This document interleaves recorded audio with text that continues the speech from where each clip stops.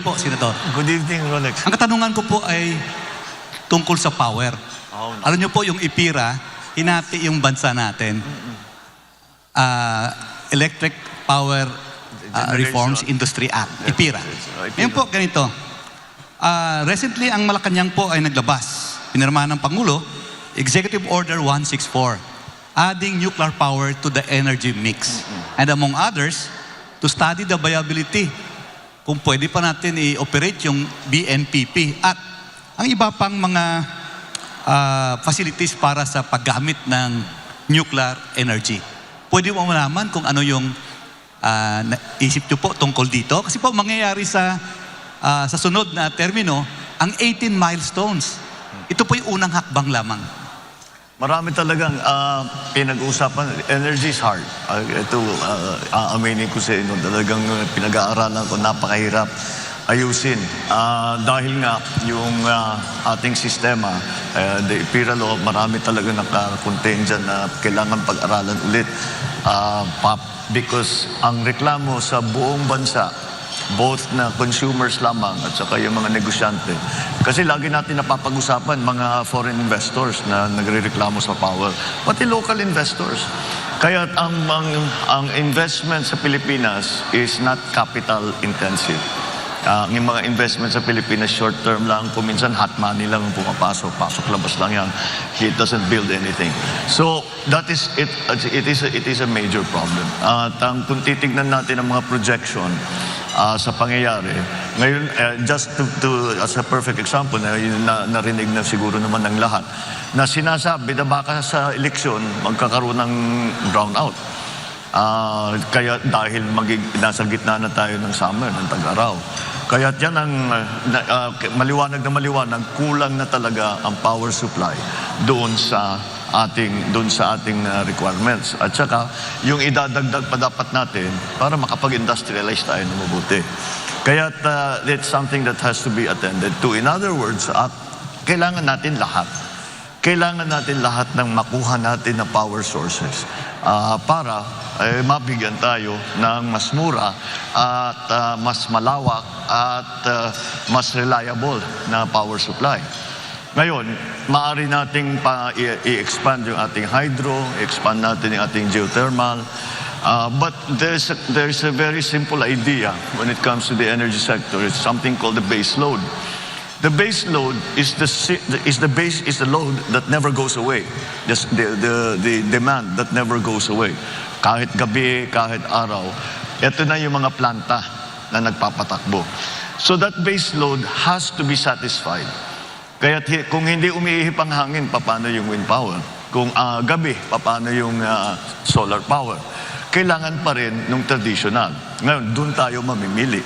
Although it's not traditional for the Philippines, nuclear power is already considered a traditional power source. So it has to be looked into.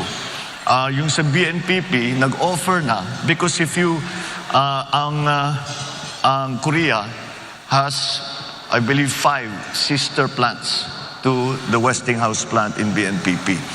And they have offered, I always say it's ironic that the names of their plants are Core 1, Core 2, Core 3, Core 4, Core 5. Pero hindi tayo nagkaroon kahit isa. But they have offered to come with their technical people, and they have offered to come to give us an idea. Pwede pa ba ito? Because kahit pa paano, the BNPP, the Bataan Nuclear Power Plant, was supposed to go online with 650 megawatts in 1986. That's a long time ago. Marami ng bagong technologies, marami ng bagong requirements. So we'll see. We have to. I think we should be open to our Korean friends to come and to tell us if this is still viable or you have to do something else. When it comes to nuclear power as an idea, well, let's just follow the science. Because dito naging political sa Pilipinas. It's also political in other places. But in our particular case, the reason we have no power plant, nuclear power plant at all is pure politics. Did not really follow the science. So we have to look into it. Because, even after Fukushima, when everybody was saying nuclear power is going to, we have to rethink, we have to, kailangan natin pag-aralan ulit yan, mukhang delikado. Walang nagbago ng kanilang pagplano na pagpatayo ng nuclear power plant kahit saan. Amerika tuloy-tuloy pa rin. Sa France, the majority of their power is already created by nuclear power. So in the other countries, ganun din. So I still think that it's something we should examine. There are many new technologies. One of the ones that we keep reading about are the modular nuclear power plant. They start with a small one. Gusto mong palakihin, bumili ka ulit ng nodule, ikakabit mo ng palakihin hanggat gusto mo. Siguro naman kaya natin patakbuhin ang nuclear power plant. Wala naman, there's no reason na bakit hindi kaya ng Pilipino na magpatakbo ng nuclear power plant. So, it's something that should be part of the mix. Kasama diyan is COP26, where we decided to cut down on coal-fired power generation. And what happened, nagtaasan ng presyo kasi walang kapalit sa renewable. Ibig sabihin, yung mix ng renewable at saka traditional, kailangan talaga natin, we have to decide once and for all, what is the mix that is good for the Philippines. I think it's not going to be a static point. I think as years go on and we develop renewables, we develop other sources of power, that mix is going to slowly shift towards renewables, hopefully, because that's what we want because of climate change. But nonetheless, that mix is still something that's up in the air that we haven't really determined what is proper and appropriate for the Philippine setting. But to make a short answer to your question, is that lahat kailangan natin. Kailangan natin palakihin ng hydroelectric, kailangan natin palakihin yung geothermal, kailangan natin paramihan ng mga power plant, kailangan natin tumingin sa mga bagong technologies, wind farm, solar, kailangan natin tingnan ng nuclear. At kung kailangan talaga, di balikan natin oil-fired. But oil-fired has become less and less attractive because of what's happening in the volatility of oil prices, especially in the last 2-3 years. Then with this new development in Ukraine, talagang kailangan pag-isip-isipan natin na mabuti. Kasi baka maipit tayo, pag tumaas na naman yan, hindi natin maipatakbo yung planta natin, balik na naman tayo sa dati, nasa brown-out na naman tayo. Now we have lots of coal here in the Philippines. The Chinese claim to have good enough technology. I've actually visited one of their coal-fired plants that na malinis na, that they're able to extract the carbon and they're able to dispose of the carbon properly. So all of these things we need to look into. Lahat yan kailangan natin. Well, after the generating companies, meron po tayong Transco. Marami reklamo sa Transco. Senador, open ba kayo sa idea na katulad ng tubig, may west sector operator, may east sector operator, chop natin ang Transco? I don't think so. May economies of scale yan eh. Ang business model ng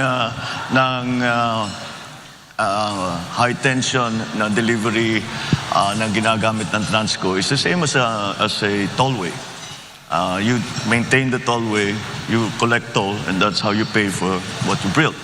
That's the same thing that Transco should be doing.